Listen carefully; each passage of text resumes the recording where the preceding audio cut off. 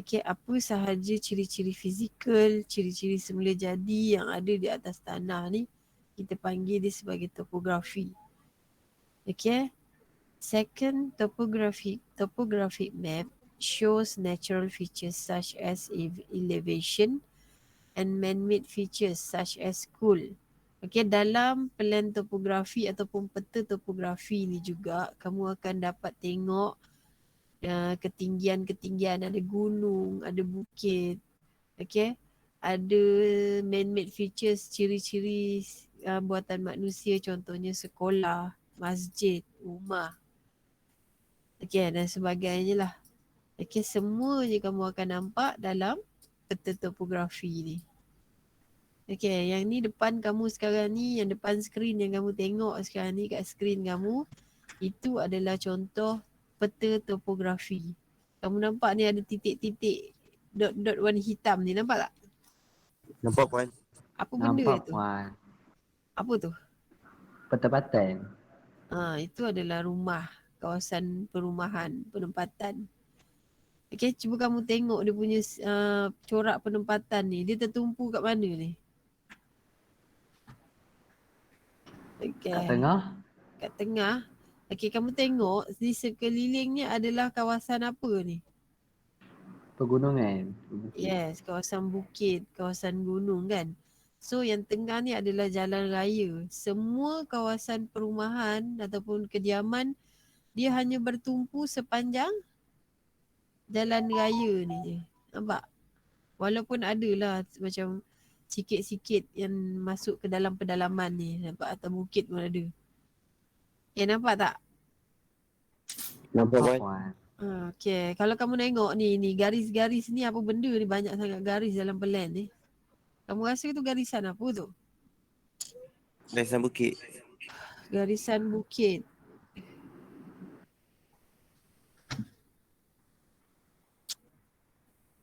Okey, itu dia adalah mewakili bukit bukau ataupun ketinggian dalam kawasan kajian kamu. Okey, kalau kita tengok daripada segi dalam peta ni lah, kawasan kajian kamu ni dia lebih kepada kawasan yang tinggi.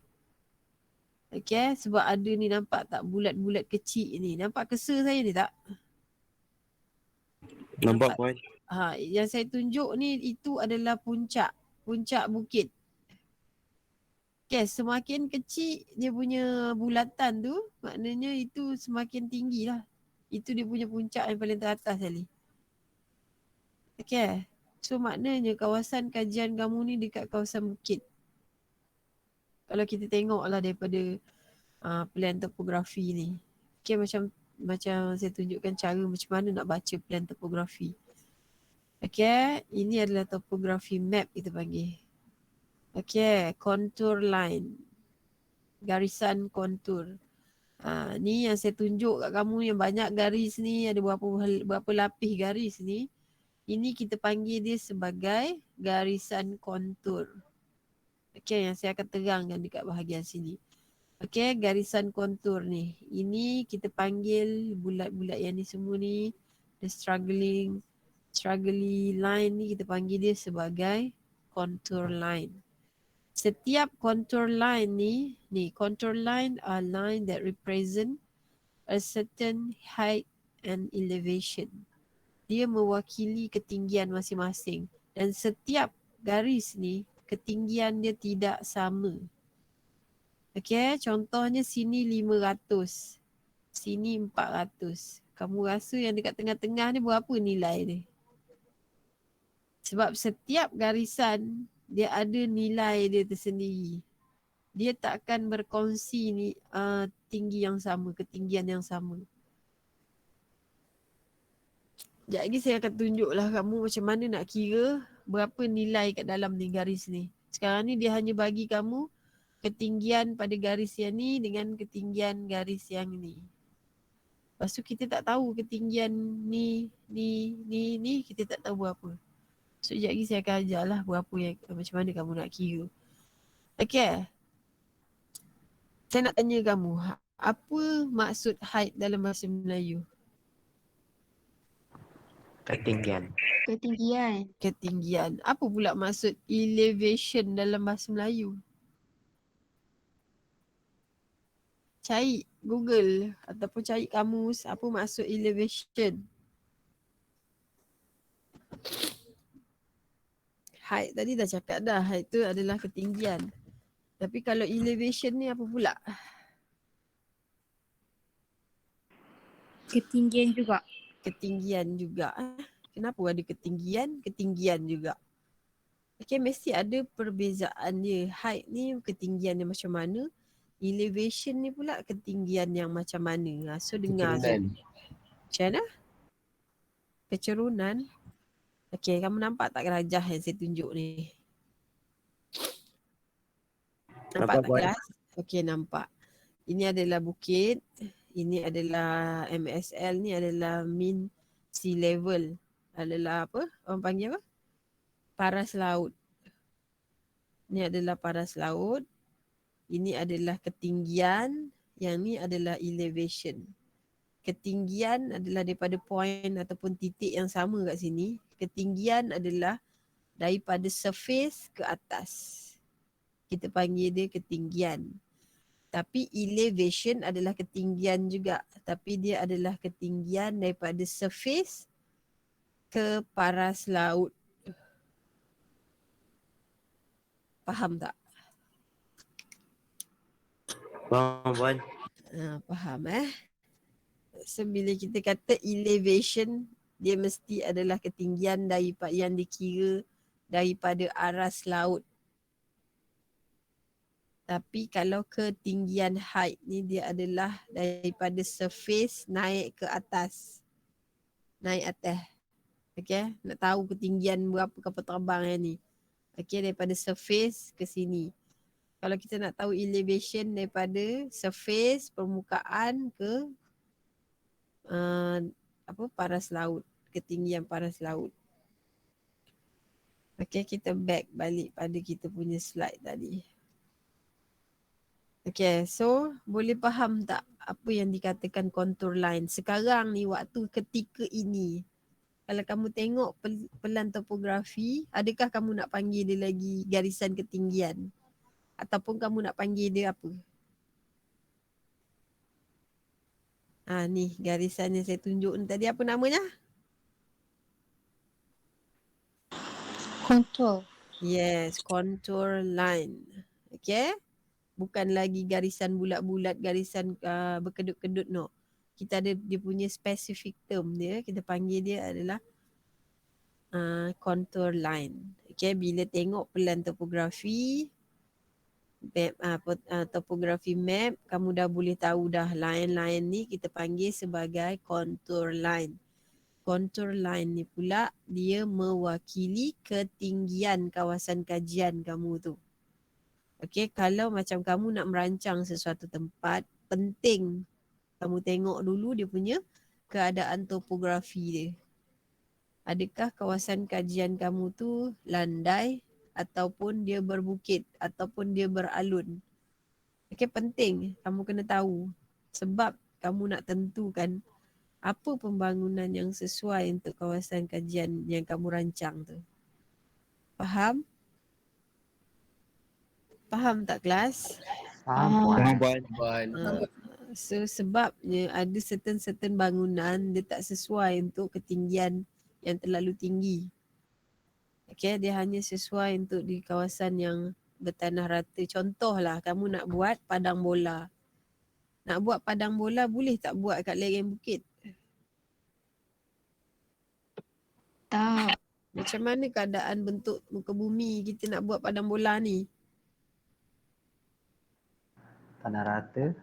Yes, tanah tu mestilah rata dan landai. Dia sedikit cerun pun tak boleh. Ataupun ada macam mana, kawasan tu tak rata pun tak boleh. Macam mana kita nak main bola? Nanti mungkin ada orang yang akan jatuh. Okay, sebab tu kalau kita nak buat padang bola, kita kena ratakan betul-betul. Supaya dia memang flat area. Lagi satu, kita nak buat kawasan lapangan terbang. Boleh kita buat lapangan terbang atas puncak bukit? Tak Boleh boleh. lah. Tak boleh lah. Mestilah tempat tu rata juga. Okey, sebab tu pentingnya sebelum kamu mulakan perancangan kamu, mulakan apa-apa saja yang kamu nak rancang. First sekali lecturer kamu akan suruh tengok topography map dulu. Macam mana keadaan bentuk muka bumi kawasan kajian kamu. Okey, kelas. Okey, boleh pergi seterusnya. Faham tak yang ni? Faham Faham Puan. Puan. Okey, Faham, faham. Puan. Kita pergi next, okey. Ini adalah contour line and elevation. Kamu tengok yang ni adalah map bentuk kontur yang ada di dalam kamu punya peta topografi ataupun topografi map. Okey, bila bentuk bulatan tu macam ni, kontur tu macam ni, dia punya puncak bukit bulat macam ni. So maknanya kamu boleh ni, puncak dia adalah berbentuk begini. Seperti dalam gambar ni. Okey, dia apa orang kata, betul-betul tirui, tajam ke atas kan. Berbeza dengan bulat yang tepi sebelah sini, kamu tengok dia melebar. So maknanya permukaan atas puncak dia taklah setajam ini. Dia lebih macam ni, dia ni sikit, rata sikit. Okay, so setiap bentuk contour line tu, dia mewakili bentuk muka bumi sebenar. Bukan saja-saja contour line tu bentuk bulat-bulat macam ni. Macam ni. Bukan saja-saja ni yang ada bulat ni. Kamu tengok yang ni lagi dia punya ni bukit dia lagi tajam ni. Yang ni lebar sikit. Yang paling kecil ni dia adalah puncak. Puncak yang paling tertinggi sekali dalam kawasan tu. Okey, ni pun puncak juga yang kecil ni. Ni puncak juga ni.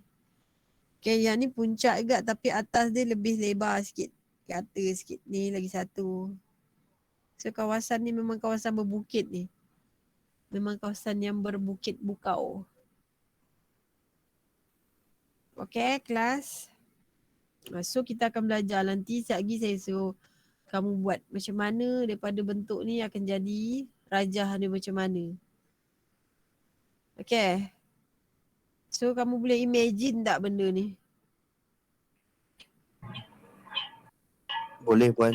Boleh Puan. Setiap kontur, bentuk kontur tu dia mewakili setiap bukit ataupun gunung yang ada di tempat kawasan kajian kamu. Okay kelas, okay kita pergi seterusnya. Okay, kamu kena ingat Sefer ni. Contour line and elevation juga masih lagi sama. The closer the contour line are to each other, the steeper the slope is. Maksud dia, semakin ni merapat ni garisan kontur ni semakin rapat, lagilah kamu punya cerun tu semakin curam. Okay. Ni rapat ni. Semakin rapat kamu punya ni, semakin curam kamu punya bukit. Ataupun semakin curam kamu punya cerun. Okay, boleh faham tak yang tu? Sekejap saya tunjuk. Boleh faham Puan. Boleh Puan. Sekejap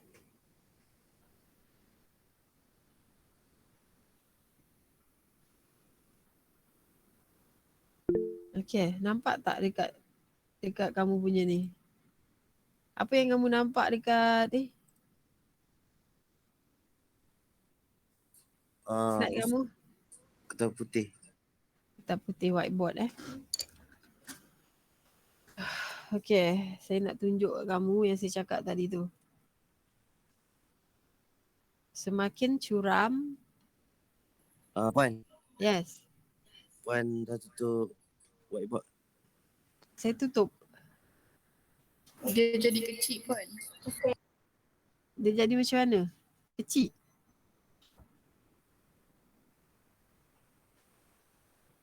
Sekejap. Okay, sekarang ni apa yang kamu nampak kat kamu punya ni slide? Nampak tak? Nampak tak garis yang saya lukis? Nampak? Nampak Puan. Nampak. Okay, nampak Okay, saya nak tunjuk ni Ni, semakin jarak antara satu garisan dengan satu garisan ni, maknanya kawasan kamu tu semakin... Ya. Tak nampak slide Puan. Tak nampak slide? Ini saya tak tunjuk slide sekarang ni, saya tunjuk whiteboard. Rasanya kena join yang Tak dekat nampak. chat tu kot. Puan ada share link. Cuba join. Boleh tak? Sebab ada yang dah join lah. Akram Zamri dah join. Tambah-tambah, nampak? Okay, nampak tak garisan saya tu? Nampak puan. Nampak puan. Okay. Saya nak tunjukkan yang tu lah saya cakap tadi. Kalau ni semakin jarak ni, kawasan kamu tu maknanya dia landai. Dia rata. Tapi kalau semakin sempit dia punya antara antara satu garisan dengan garisan kontur tu, maknanya kawasan tu semakin cerun. Okey. Yang ni kawasan yang ni dia diwakili dengan yang ni. Okey, manakala yang hujung ni dia ni. Boleh nampak? Faham tak?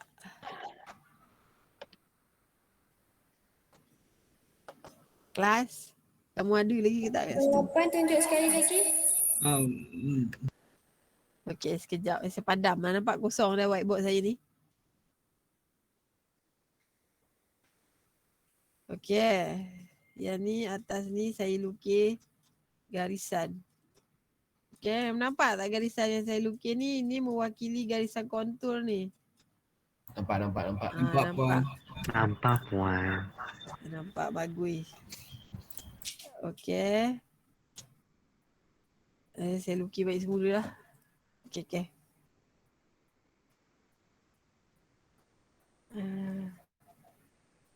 Macam salah ni. Okey, silap.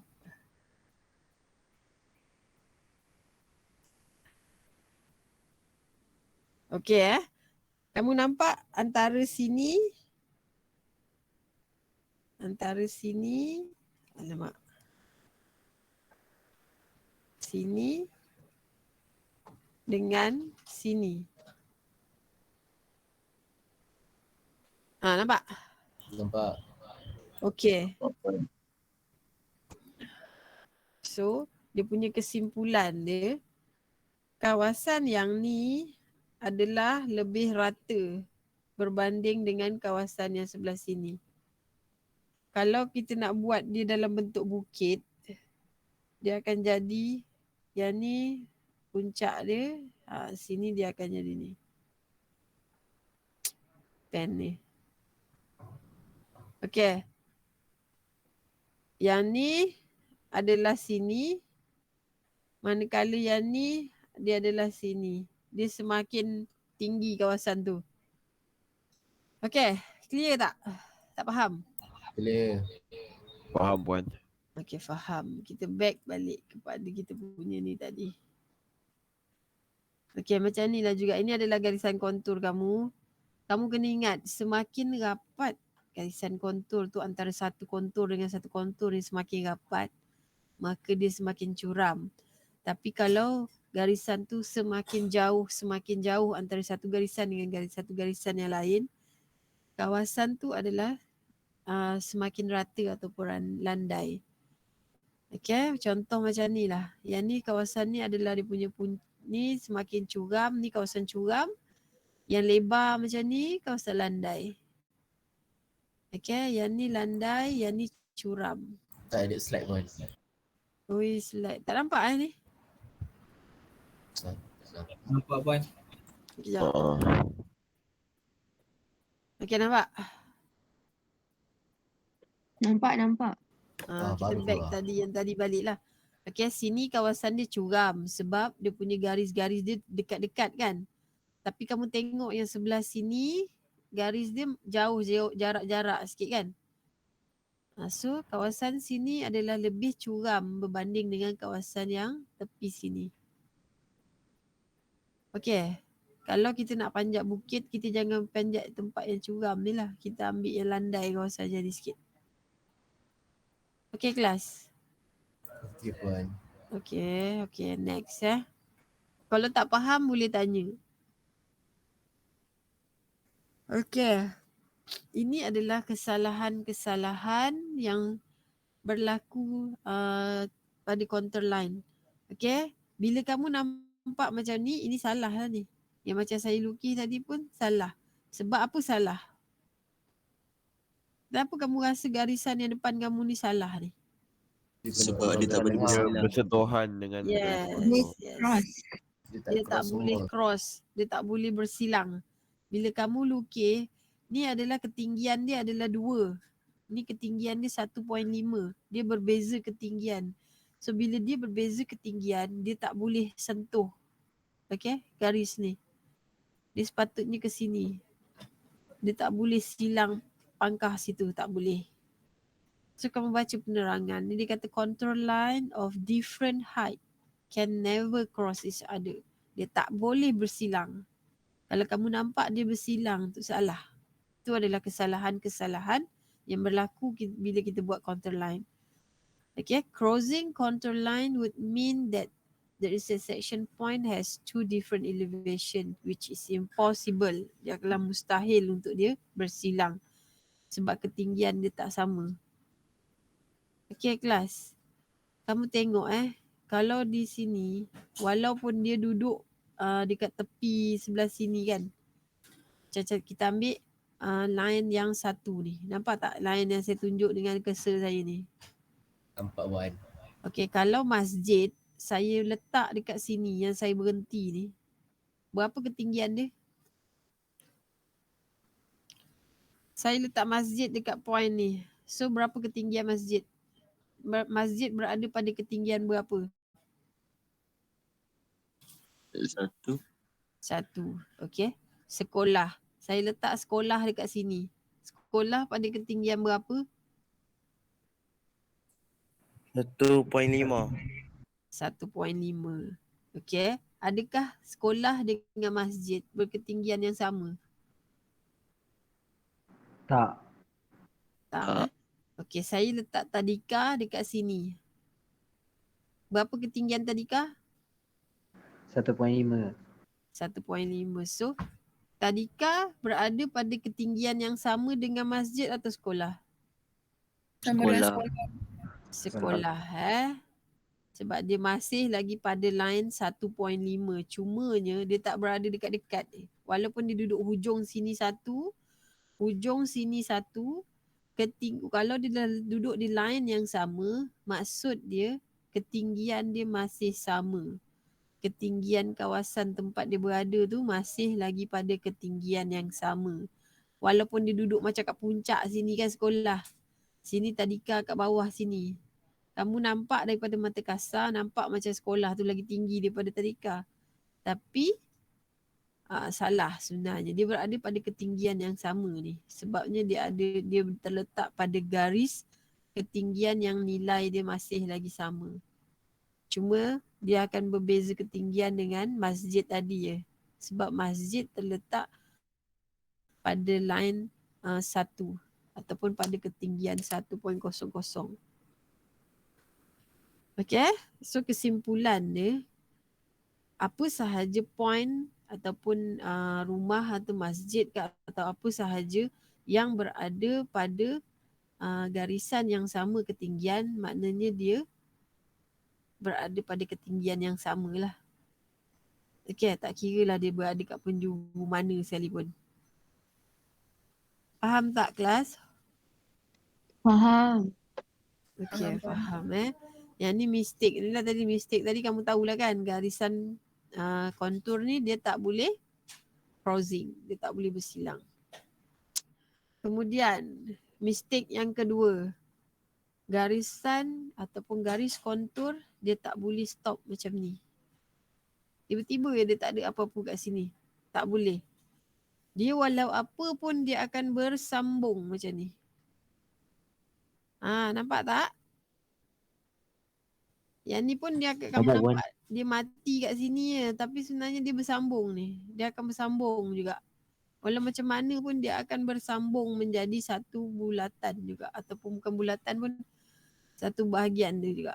Dia tak akan stop. Berhenti macam ni. Tu salah lah tu. Kalau kamu nanti lukis pelan kontur pun elakkan daripada dia berhenti macam ni. Sebabnya garisan kontur dia mestilah continuous, bersambung. They can never be an isolate piece of contour line somewhere on the map as shown and figure below. Okay, dia tak akan stop macam ni. Okay, kelas? Okay, ada berapa tadi kesalahan yang biasa berlaku dalam kontur ni? Dalam membuat garisan kontur? 2. Okay, satu tadi apa? Tak boleh bersilang. Yes, satu lagi Tak boleh stop. dia tak boleh stop macam tu. Dia mestilah continuous, bersambung. Okay.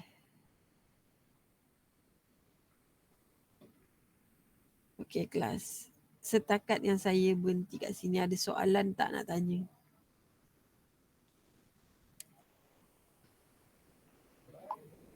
Ada soalan tak?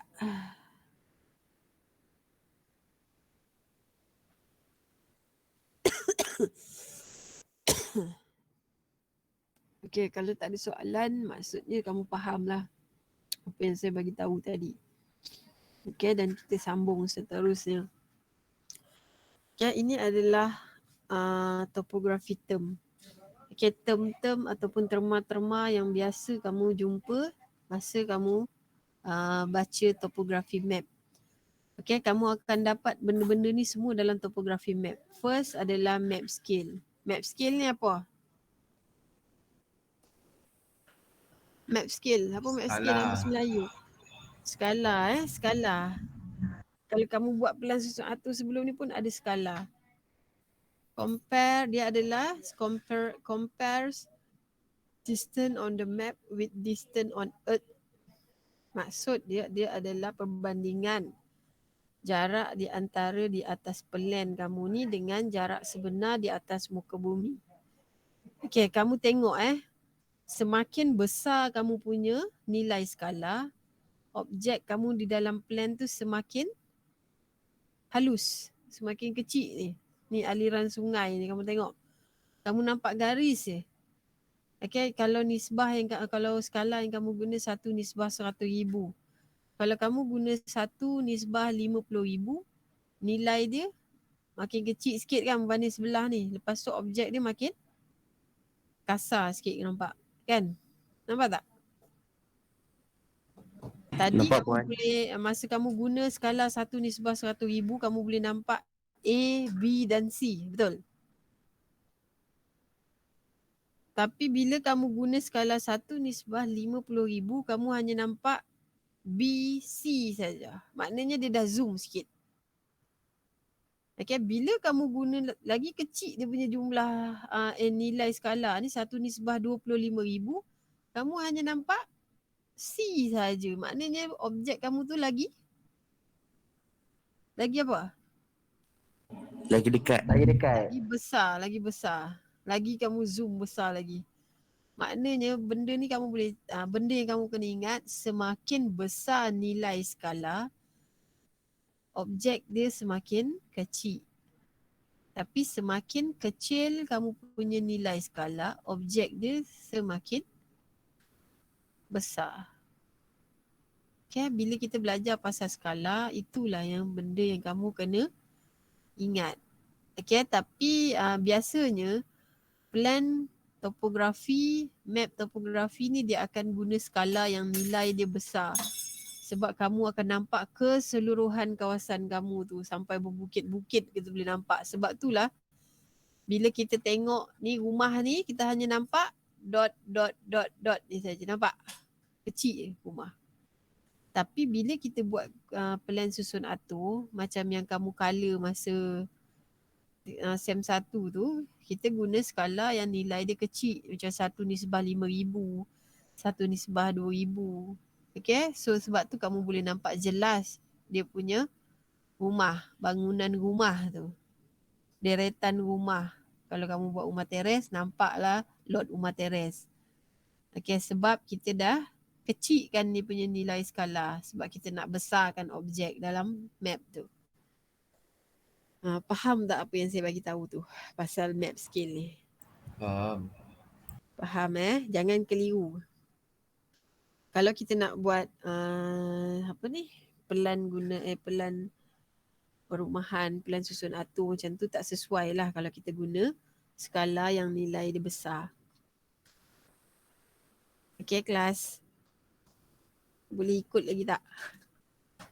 Boleh. Okay, so topographic term yang kedua adalah legend. Legend ni adalah petunjuk ataupun explain the symbol used on the map. Legend ni dia lebih kepada petunjuk apa yang ada di dalam plan kamu. Contoh, ni tak nampak kecil kan, saya bagi yang besar sikit. Okay, macam ni. Nampak ni? Ni adalah pertama ni simbol yang mewakili pertanian. Kita letaklah kalau kelapa kamu guna simbol ni. Kelapa sawit dia lain sikit berbanding dengan kelapa. Kalau neneh kita guna simbol ni lah. Okay, simbol-simbol ni adalah formal simbol. Kalau kita nak buat kita akan guna simbol yang ni. Bukan simbol yang kita reka sendiri. Okay, kalau jalan. Macam ni lah simbol ni. Cuma bezanya kita akan bezakan dengan warna. Kalau jalan raya, masa kamu colour pelan susun atur masa semester 1 tu, kamu colour jalan warna apa? Kuning. Ingat lagi tak? Warna apa? Warna kuning.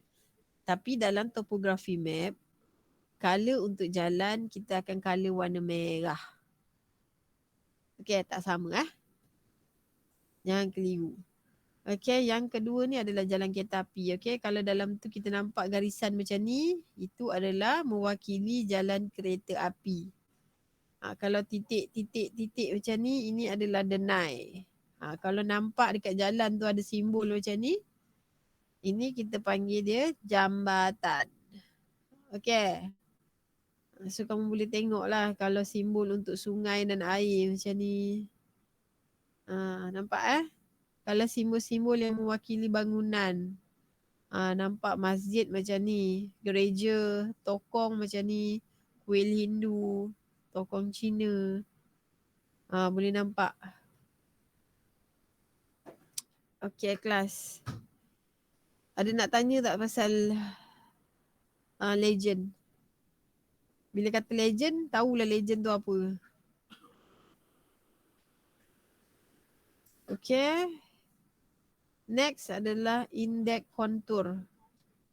Index contour ataupun contour index. Dia adalah contour line that are labeled to help you to find the contour interval. Contour interval pula dia adalah kita panggil sebagai selang kontur ataupun sela kontur. Dia ada dua perkataan, sela boleh guna, selang boleh guna. Okay. Indeks kontur, kalau kamu tengok dalam setiap peta topografi, setiap garis yang kelima dia akan gelap kan. Macam ni. Nampak tak? Yang ada nombor 2200 ni dengan dia punya sebelah ni. Nampak tak? Dia lebih gelap. Nampak. Kalau kamu kira dia punya ni 1, 2, 3, 4, 5. Dia akan gelap. Okay, bermula daripada sini pula 1, 2, 3, 4, 5. 5 dia akan gelap.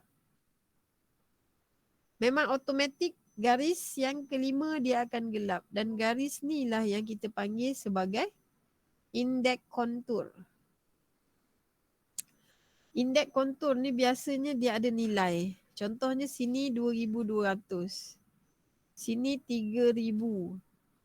So line yang kelabu sikit ni yang kurang terang ni kita tak tahu nilai dia berapa. Tapi kita boleh kira dengan bantuan indeks kontur ni. Okay, kamu rasalah berapa nilai setiap ni? Kamu boleh agak tak kalau menggunakan kebijaksanaan kamu tu? Kalau line yang ni adalah 3000, line gelap yang ni berapa kamu rasa? 2000. Betul ke? Sini 2200. 2800. Yang mana? Ni? Ya. Okay, pandai betul. 800. 800 ini? 2600. 2600. 2400. 2400, 2200 kan? Ya. Okey, kamu dah tahu garis yang ni adalah 2200. garis yang ni adalah 2000 berapa tadi? 400. 400. Okey, setiap indeks kontur kita dah tahu nilai. Tapi kita nak tahu dia punya selang kontur ataupun kontur interval. Kamu tahu tak kontur interval ni apa? Kontur interval ataupun selang kontur dia adalah perbezaan antara kontur bersebelahan. Bila kata different tu, perbezaan tu dia adalah tolak lah. Maknanya ni kita dah tahu nilai dia 220, yang ni kita tak tahu nilai dia berapa. Tapi kita tahu nilai yang ni. Kamu rasa macam mana nak dapatkan nilai kat tengah-tengah ni? Siapa yang boleh jawab?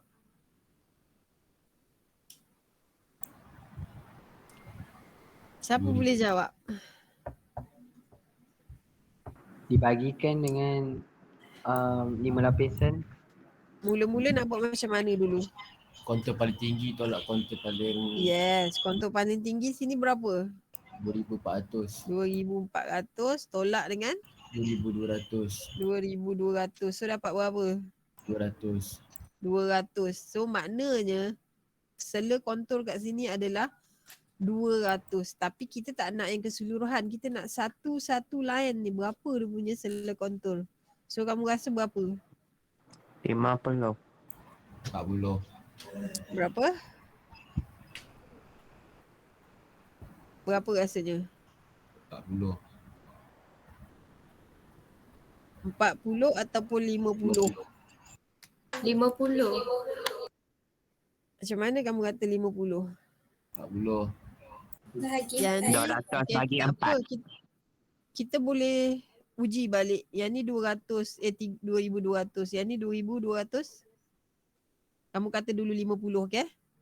2250. Yang ni 2300. Ha, berapa? 300. 2300. Yang ni 350. 2350. Ni 2400. 2450. Betul ke sini tadi 2450? Bukan. Sini tadi berapa jawapan dia? 2400. 2400. So sini berapa sepatutnya? 40. Betul tak? Cuba kau uji balik. 2240. Lepas tu 2280. 2520. 2000. Berapa? 320. 240 tambah 40, 2000. So 48. sini last kali. 1400. Ya, dia kena bahagikan dengan 5, bukan kena bahagi dengan 4. 4. So boleh? Boleh. Yang lain-lain boleh tak? Boleh puan. Boleh puan. Tarawut tadi boleh tak tarawut? Boleh puan. Dia bukannya kena bahagikan dengan 5, dia bukan kena bahagi dengan 4, dia kena bahagikan dengan 5. Barulah kita boleh dapat setiap nilai garisan kontur yang dalam ni. Dan kalau kamu nak tahu sela kontur untuk ni adalah berapa? Untuk setiap yang kecil ni tadi. 40. 40. 40. Okey. Okey, pandai. Okey, itu adalah indeks kontur. Okey, lepas ni kalau tanya indeks kontur dah boleh tahu dah indeks kontur tu garisan yang paling gelap, garisan yang di highlight. Manakala kontur interval pula adalah beza antara garisan kontur yang bersebelahan. Okay, relief pula. Relief ni dia adalah the difference in elevation between the highest and the lowest point in the region.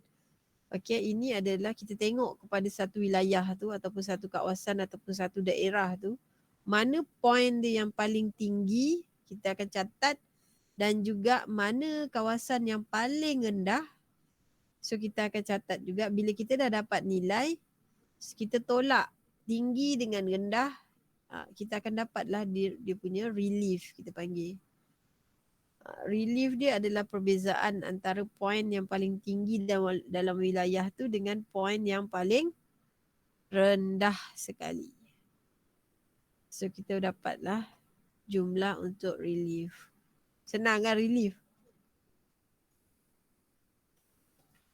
Contohnya kawasan Jitra ni kita nak tahu dia punya relief berapa, kamu kena cari mana kawasan yang paling tinggi, mana kawasan yang paling rendah. Kamu tolakkan dia punya nilai ketinggian tu, kamu akan dapatlah bacaan untuk relief. Okay, next adalah contour interval. Saya dah terangkan kat kamu tadi dan kamu pun dah boleh buat. Contour interval ni dia adalah different in elevation between two contour line that are side by side, yang bersebelahan. Okay, yang ni tadi 500, yang ni 600. Nak dapatkan garisan yang ni sepatutnya dia tak ada nombor kat sini. Ni nombor yang kita dah tambah. Okay, kita tolakkan 600 dengan 500, kita akan dapat berapa? 100 kan? 100 pula kita akan bahagikan dengan 5, dapat 20. 20. Maka setiap ni beza dia adalah 20. So tambah ialah 20.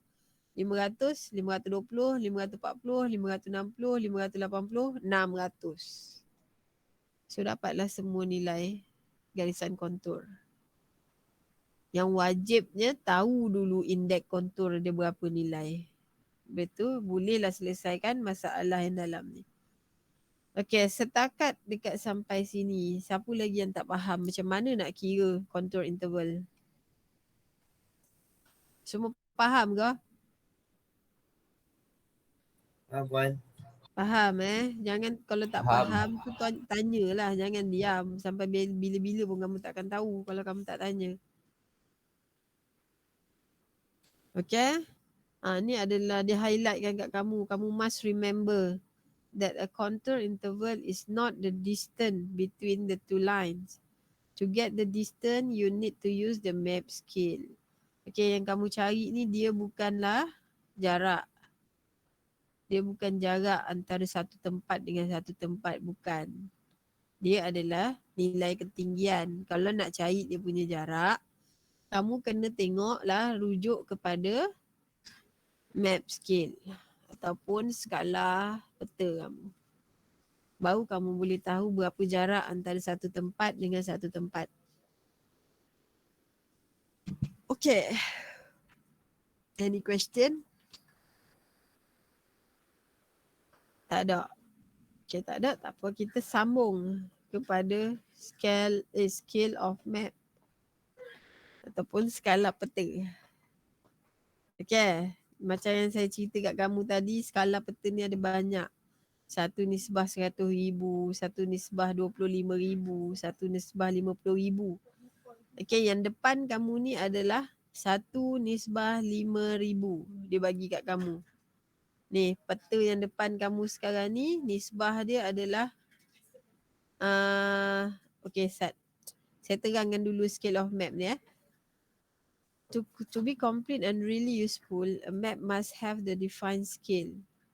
Okay, the scale is the ratio of the distance between 2 points on a map and the real distance on the field. Maksud dia, setiap jarak ataupun skala yang ada di dalam kawasan kajian kamu tu, dia mewakili setiap inci di dalam di tapak yang sebenar. Contohnya dia bagi kamu skala 1/5000. Means, maksud dia 1/5000 ni, 1 sentimeter jarak di atas peta kamu ni, dia mewakili 5,000 sentimeter di atas tapak sebenar. Faham tak? Ni setiap 1 sentimeter dia mewakili 5,000 sentimeter di atas tapak sebenar. Contohnya kalau A ke B ni, dia punya jarak adalah 1 sentimeter. So jarak sebenar di atas tapak adalah berapa? Berapa jarak sebenar di atas tapak kalau 1 sentimeter di atas kamu punya plan?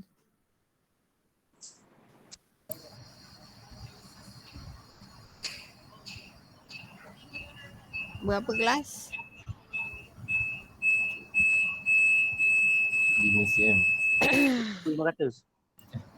No, maksudnya kamu tak faham. Saya cakap dah tadi. 1/5000 adalah 1 sentimeter di atas plan sama dengan 5000 sentimeter di atas tapak kamu. So, bila kamu tengok jarak A dan B ni adalah 1 cm. 1 cm ni.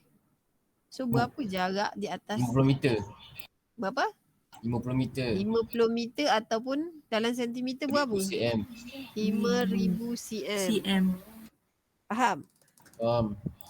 Okay, so soalan. Kalau what is the real distance between point A and B on the field when these 2 points are 3.5 centimeter apart on a map whose scale is 1 to 2500. Maksud dia sekarang ni skala untuk map ni adalah 1/2500 bersamaan 1 sentimeter bersamaan dengan 2500 sentimeter di atas tapak. So dia dah bagi kamu jarak A dan B ni berapa sentimeter dekat pembaris tu? 3.5. Yes, 3.5 di atas plan. Cari berapa nilai jarak di atas tapak sebenar dengan menggunakan skala 1/2500.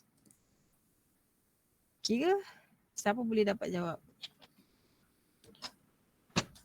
87.5 meter. Berapa? 87.5 meter. 87.5 meter. Itu kamu dah convert kepada meter. Kalau di dalam cm? 8750. 8750. Orang lain ada jawapan yang selain daripada jawapan yang kawan kamu bagi?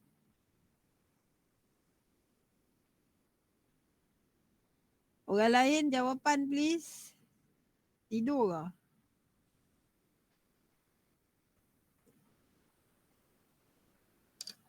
Jawapan sama jawapan. Sama. Macam mana kamu dapat?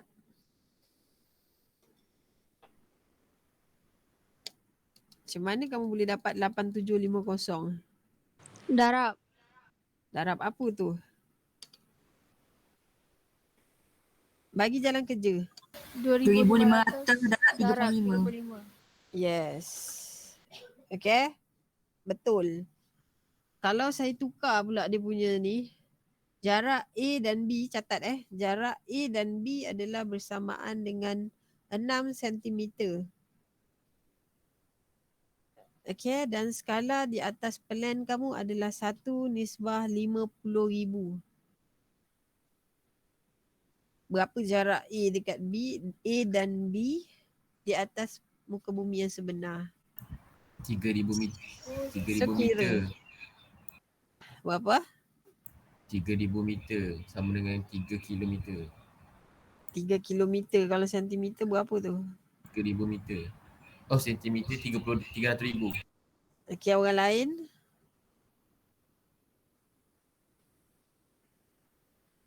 Sama boy. Sama Eugene. Ada tak Eugene kat dalam ni lagi? Ada Wan. So Eugene, kamu dapat tak? Dapat. Orang lain? Dapat Ada yang Wan. tak dapat? Okay, semua dapat So senang ke tidak nak kira skala sebenar ni? Senang Puan. Senang. Okay, tak ada masalah. Kalau lagi senang, kalau kamu guna terus kepada pembaris skala. Terus dapat jawapan. Kamu gunalah pembaris skala yang skala dia 2500. Ataupun skala dia 5000. Kamu boleh dapat terus jawapan kat situ. Okay, kelas. Nampak dekat, kalau kamu tengok dalam map, nampak antara Kedah dengan KL satu jengkal tangan kamu je. Itu yang di atas plan. Kamu tengok pula plan kamu tu berapa skalanya. Okay, bila dah tahu skala, barulah kamu boleh tahu berapa jarak sebenarnya Kedah ke KL. So kamu boleh kira secara manual. So dapat tak apa yang saya ajar kamu hari ni kelas? Dapat. Okay, bagus. Ada tak yang tercicir? Kalau ada yang tercicir, tolong bagi tahu awal-awal sebelum kamu tercicir jauh lagi saya tinggalkan. Okay. So kita pergi next. Next ni yang saya kira yang terakhir kot. Yang ni kita akan sambung next week. So kita sikit lagi, habiskan sikit lagi. Okay. So tengok pada map yang saya bagi kamu kat depan kamu ni. Kamu rasa berapa skala untuk dia punya ni? Skala untuk kamu punya plan ni. Plan yang saya tunjuk ni. Dia ada skala tak kamu rasa?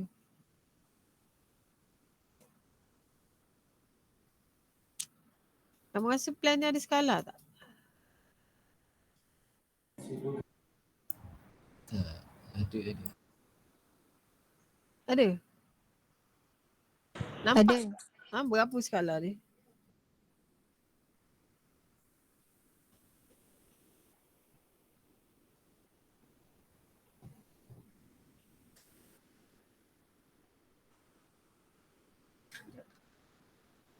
Dalam map ni ada skala tak? Dia boleh tengok daripada mata kasar ini. Kalau yang Kalau 1000 kaki. 1000 kaki. itu 1000 kaki ketinggian dia tu. Okay. Okay, untuk map ni dia adalah skala kalau map tu secara overall. Tapi bila saya snap picture macam ni, dia sebenarnya tak ada skala pun. Tanpa skala, without scale. Kalau kita dah snap picture macam ni, automatiknya dia punya skala akan lari. Okay, so tak bolehlah kita nak circle the map scale. Okay. Adakah ini legend? Gambar di depan kamu ni, adakah ini legend? Bukan. Kan boy. Bukan. Lepas tu circle at least one index contour. Mana satu dalam ni index contour?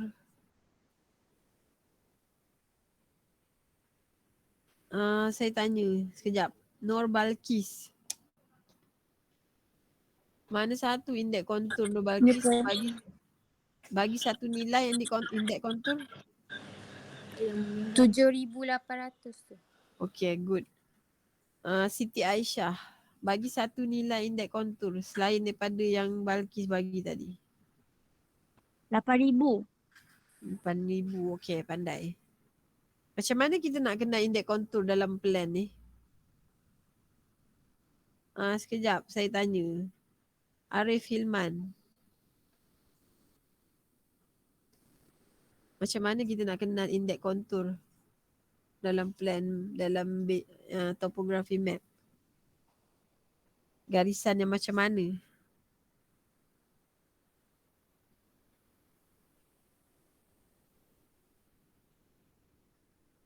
Arif Hilman, kamu ada ke tidak kat situ?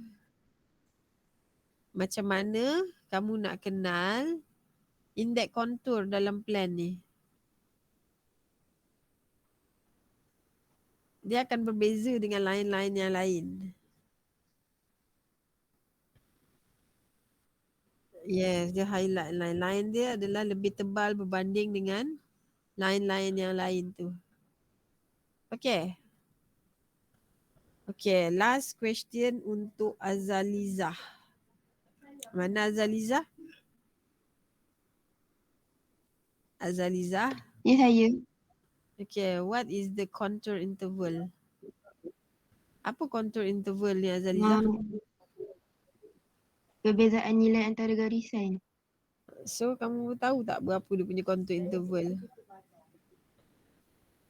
Sekejap ya.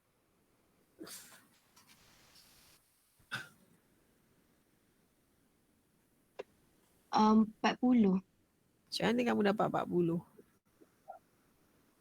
Kena yang nilai yang besar tu ada indeks kontur tu tolak dengan nilai yang kecil, lepas tu bagi dengan 5 garisan. Okay. Lagi satu dia dah bagi dah kamu kat sini. Contour interval 40 kaki. So kamu kena alert ni. Okay.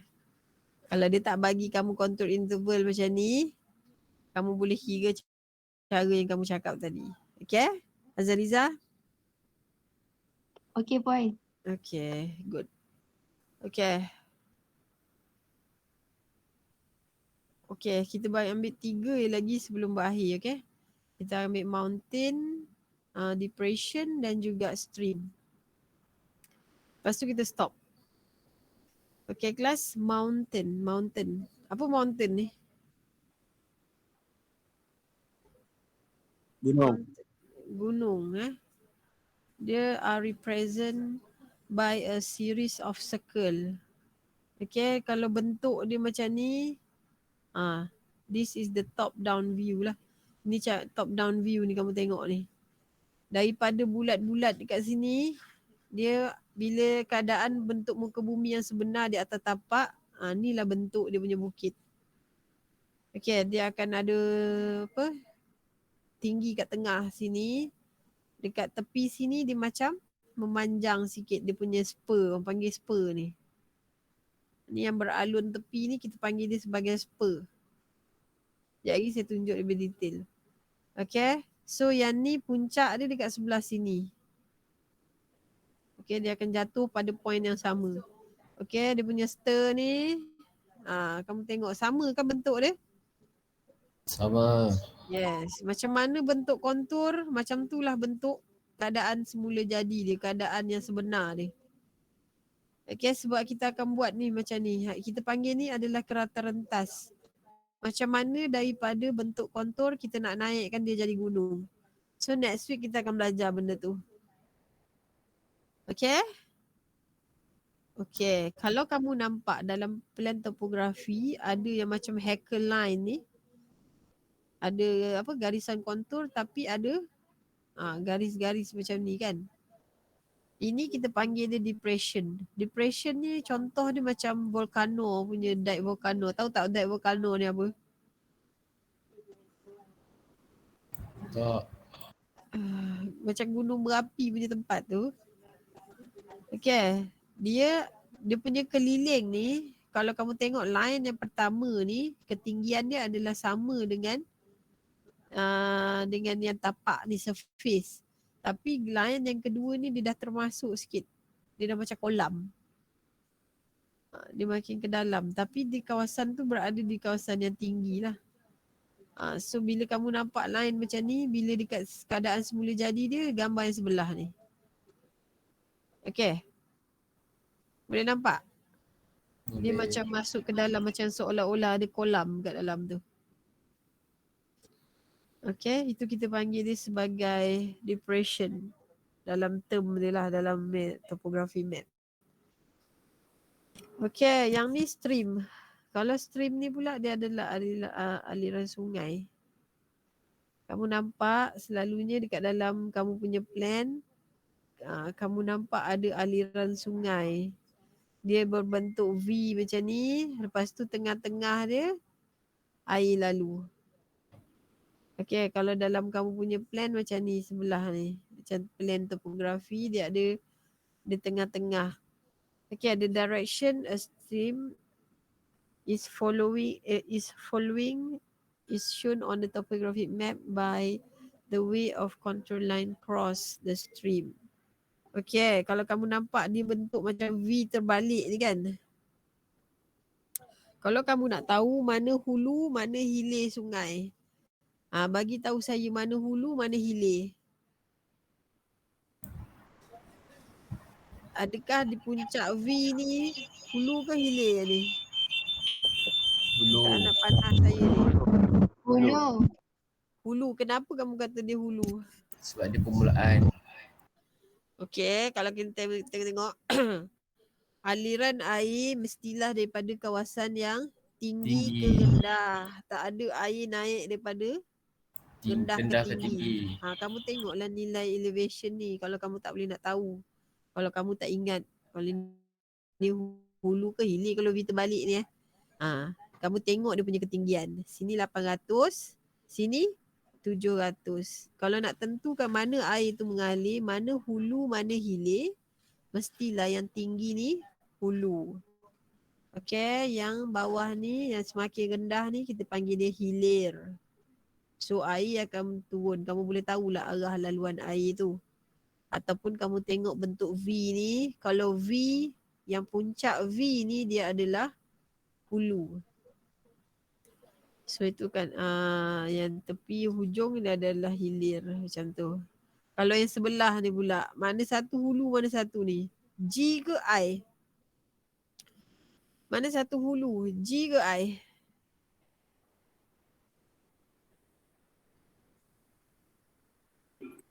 I. I? Okey, lain?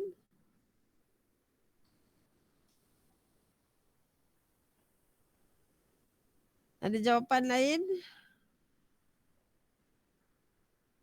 Siapa nak tanya ni? Wan Faris Nukman. Ya saya. Mana hulu mana hilir? G ke I? I. Saya nak tahu hulu. Hulu I ke G? I. Kenapa I?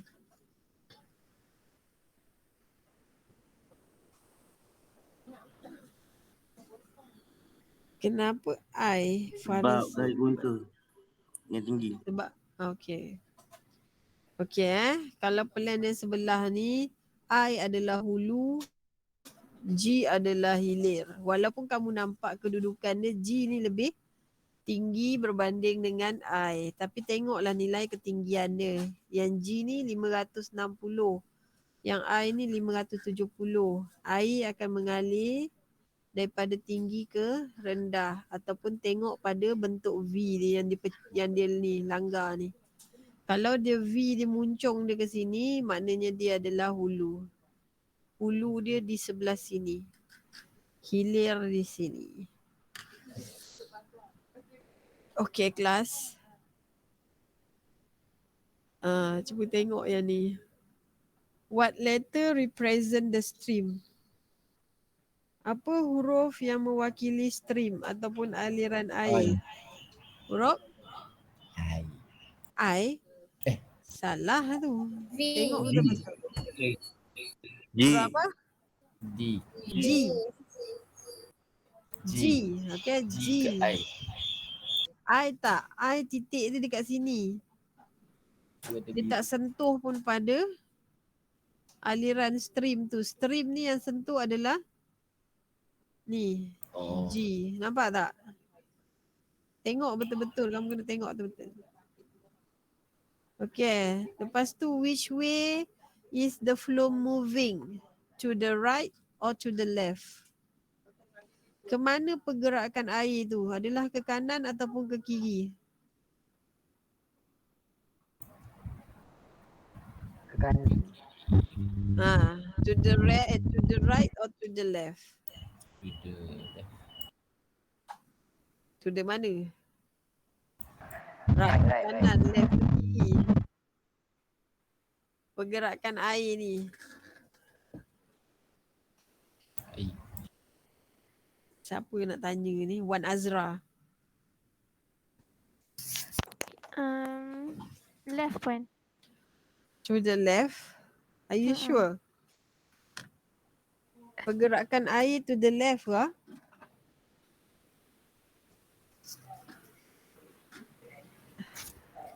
Betul ke Wan Azra?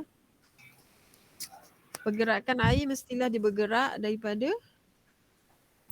tinggi ke rendah. Tinggi ke rendah. So, tinggi ke rendah.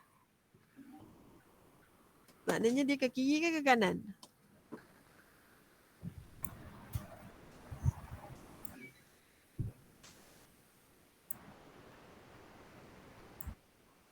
Dia ke kiri ke kanan ni? Kanan. Kanan. Yelah tak kiri kanan lah. Dah tak ada jawapan lain dah. Dia kiri yang kanan ni. Aduh. So jawapan yang betul dia adalah kanan lah. Okay, kamu nampak kan saya dah bagi tahu kalau dia V dia tu ni yang muncung V ni dia mewakili hulu ni. Okay, lagi satu kawasan sini kan lebih tinggi daripada sebelah sini. So sini kanan, sini kiri. Kalau tak kanan kiri lah jawapan kamu tu. Kalau tak kanan kiri, tak kiri kanan. So jawapan yang sebenar dia adalah kanan. Okay, so saya rasa kita stop sampai setakat ni lah. Ada soalan tak? Setakat ni tak ada lagi. Setakat hari ni tak ada. Faham lah tu? Faham. Okay, faham, bagus. So kalau kamu faham apa yang matlamat saya hari ni tercapai lah. Okay, kamu dah kenal topografi map, kamu dah boleh baca topografi map, kamu boleh tahu pasal skala, okay, kamu boleh tahu pasal stream, mana hulu, mana hilir. Okay, so kiranya tak ada masalah lah. So, kamu boleh praktikkan apa yang kamu belajar dalam site planning ni masa kamu kelas studio. Okay, jangan nanti bila kita tanya pasal ni macam tak pernah belajar, seolah-olah tak pernah belajar pasal topografi map. Okay, kelas? Bye. Okay, kalau tak ada apa-apa, kita jumpa insya-Allah next class. Kalau ada apa-apa masalah, saya akan bagi tahu sehari awal sebelum kelas, okay? Okey puan. Okay, kalau tak ada soalan, saya boleh inilah leave kelas.